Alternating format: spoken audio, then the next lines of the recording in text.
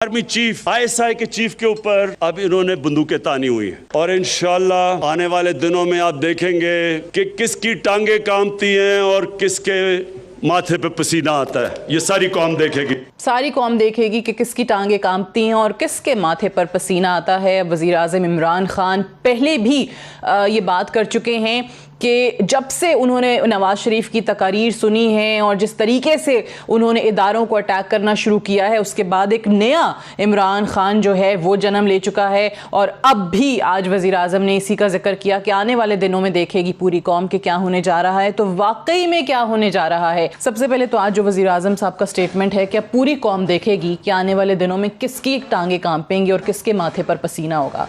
क्या करने जा रहे हैं वज़ीर आज़म? वो जो उन्होंने उस दिन कहा था कि अब एहतसाब जो है वो सही मानों वाला एहतसाब होगा, कि ये सारी चीज़ें चलते रहने चाहिए, होती रहनी चाहिए। महंगाई बहुत हो गई है, बेरोज़गारी बहुत हो गई है, दवाइयाँ, शुगर और हेपेटाइटिस की दवाइयाँ हर घर का मसला है। पहले पता है लोग जब दफ्तरों से घर आते थे ना तो उनके हाथों में फ्रूट होता था, उनके हाथों में खाने पीने की चीज़ें होती थी। अब जो भी बंदा घर आता है ना उसके हाथ में एक दवाई का लिफाफा होता है, क्योंकि इतनी बीमारियां, इतना सारा कुछ। तो शुगर, हेपेटाइटिस चंद बुनियादी चीज़ें हैं कि जो लोगों को बड़ा डिस्टर्ब कर रही हैं। बजट, बिजली गैस के बिल बहुत ज़्यादा हो गए हैं और खाने पीने की सारी चीजें महंगी हैं। खाने पीने की चीनी की कीमत देख लें, गंदुम नायाब हो जाती है। कल मैंने चीज़ खरीदी 180 रुपए किलो टमाटर। यानी आप देखें टमाटर दिल कर रहा था कि टमाटर ने मुझे एनआरओ दे दिया है कि मुझे मत खरीद। तो वो खुद एहतसाबी घर से वज़ीर आज़म साहब को याद कराना था, पुलिस पटवार रिफॉर्म्स याद कराने थे, बाकी सारे वादे। क्या वज़ीर आज़म कहना चाह रहे हैं या क्या करना चाह रहे हैं? और आने वाले दिनों में खुद वो कह रहे हैं कि आप देखेंगे कि किसके माथे पर पसीना होगा और किसकी टांगे कांपेंगी।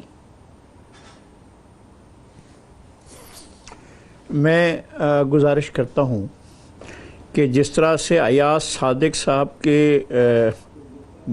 की गुफ्तगू के बाद जो वज़ीरों की फ़ौज ज़फ़र मौज ने अपना एक बयानिया दिया है, उससे तो गालिब की ज़ुबान में यही कहा जा सकता है कि ये फितना आदमी की खाना वीरानी को क्या कम है, हुए तुम दोस्त जिसके उसका दुश्मन आसमां क्यों हो।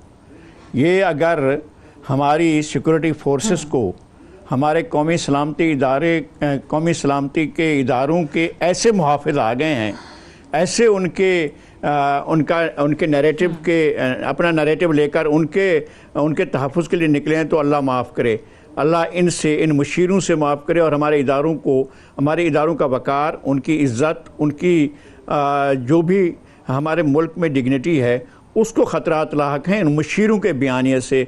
जिस तरह से ये बयान कर रहे हैं और जिस तरह से ये बढ़ चढ़ कर बात कर रहे हैं, उन्होंने वज़ीर आज़म को भी इस रास्ते पर लगा दिया है।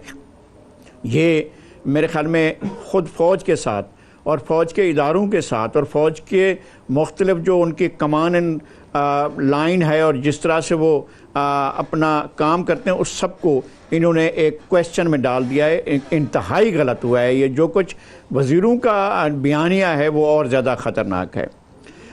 जहाँ तक सूबे के ऐलान का ताल्लुक है, लेकिन अयाज सादिक साहब जो कि माफ़ी भी नहीं मांगते अपने बयान पर और कहते हैं मैं कायम हूँ, उनकी लीडरशिप की तरफ से भी इस चीज को कंडेम नहीं किया जा सकता, जिससे ऑब्वियसली इंप्रेशन मिलता है मुझे कि अब उनके तक कहने मुझे पर अब तक वो बयान नज़र नहीं आया है कि जिसमें बराह रास्त पाकिस्तान के सिक्योरिटी इदारों को क्वेश्चन किया गया हो। हमें अब तक जो सुना गया है वो ये है कि वज़ीर ख़ारजा के बारे में उन्होंने बात की है और वज़ीर ख़ारजा को ही इसकी वजाहत देनी चाहिए। और इससे ज़्यादा मुशीरों को अपनी जो ये गुफ्तगू कर रहे हैं और जिस अंदाज में कर रहे हैं, और फिर इनके साथ क्या हो रहा है, इन्होंने क्या कहा, जो कुछ फवाद चौधरी का बयानिया है उसको मान लिया जाएगा। अगर वज़ीर ख़ारजा की बात भी वो कर रहे हैं, लेकिन एक जो आपकी रियासत का मौक़िफ़ है एक पर्टिकुलर इंसिडेंट को लेकर, आप उसके बरक्स बात कर रहे हैं। अयाज सादिक साहब ने जो कहा वो उसके बरक्स मैं कह रहा हूं कि तो उससे आप डैमेज किसको कर रहे हैं? ऑब्वियसली एक रियासत को, उसके मौक़िफ़ को। पुलवामा के बारे में मैं ये कह रहा हूं कि पुलवामा के बारे में पाकिस्तान का मौक़िफ़ क्या है? क्या किसी ने पुलवामा के बारे में, इवन पाकिस्तान के किसी बदतरीन मुखालिफ ने भी वो बयानिया दिया है जो हमारे फवाद चौधरी साहब ने दिया है? एक बार नहीं, 2 बार उन्होंने इस्तेमाल किया है पुलवामा के बारे में जो गुफ्तगू हुई है, तो क्या हम उस बात को मान लें और उसको छोड़ दें, इस तरह से जाने दें? भाई आप एक राजदा बोर्ड जाए ना, अगर अयाज सादिक साहब ने बयानिया कोई गलत दिया है, मैं ये कह रहा हूं कि अयाज सादिक साहब का बयानिया वज़ीर खारजा के बारे में था, ये नहीं। मैं ये कहता हूं कि अयाज सादिक साहब ने या नवाज शरीफ ने इससे पहले सिक्योरिटी फोर्सेस के बारे में जो बयानिया दिया है उसको तस्लीम नहीं किया जा सकता, और ये नहीं कहा जा सकता है कि उन्होंने जो कहा है वो सही कहा है। उन्होंने एक ऐसी जिद्दोजहद को जो लोगों के हकूक के लिए चल रही थी, जिसको लेकर पीडीएम आगे बढ़ी थी, उसको अपने बयानिए से खतरे में डाला है मियां नवाज शरीफ ने भी और अयाज सादिक ने भी। अवाम के हुकूक की तहरीक थी, और फिर फवाद चौधरी साहब का बयान का भी जिक्र हो गया, और अयाज सादिक साहब भी जो माफ़ी नहीं मांग रहे। काबिल एहतराम नज़ीर लगारी साहब का उनकी राय है, मैं इससे एग्री नहीं करता। ये बहुत बड़ी ज़्यादती हुई है, ये पाकिस्तान पर हमला किया है अयाज सादिक साहब ने। इसमें वज़ीर ख़ारजा नहीं है, इसमें फ़ौज नहीं है, इसमें एक हमारा ये पाकिस्तानी कौम की बेइज्जती है और फिर मेरे मुल्क की बेइज्जती है। बेइज्जती कैसी है? कश्मीर का स्टेटस तब्दील हुआ, मोदी के साथ पूरी अपोजिशन खड़ी थी, अरविंद केजरीवाल और बाकी हवाने बाला में उनकी अक्सरियत नहीं थी, वो उनके साथ खड़े और वो पास हो गया।